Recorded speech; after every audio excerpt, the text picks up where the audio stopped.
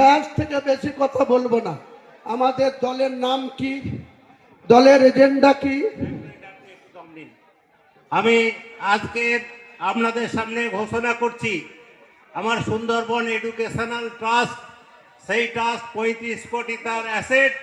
আজকের আমি এই সভায় আমাদের চেয়ারম্যান হিসেবে আমি হুমায়ুন ভাইয়ের নাম ঘোষণা করে গেলাম। তিনি যেটা করবেন সেইটাই হবে। তার নেতৃত্বে আমরা আছি থাকবো।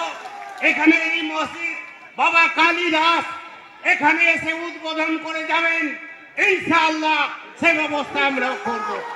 আমরা হুমায়ুন ভাইয়ের পাশে আছি।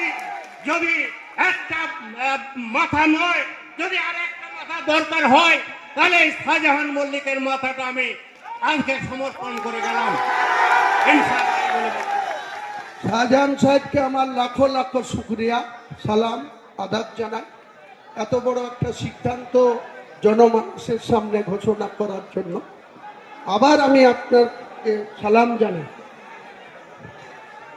তো আমি মমতা বন্দ্যোপাধ্যায়কে ব্যক্তিগতভাবে একজন বাংলার নেত্রী হিসাবে, ত্যাগী মহিলা হিসাবে, অনেক ছোট থেকেই যখন কংগ্রেস করতাম, উনি যখন প্রদেশের সভানেত্রী ছিলেন যুবর, তখন আমরা এই জেলায় প্রায়ত মান্নান হোসেন জেলা সভাপতি, আমরা ব্লক সভাপতি, জেলা কমিটিতে।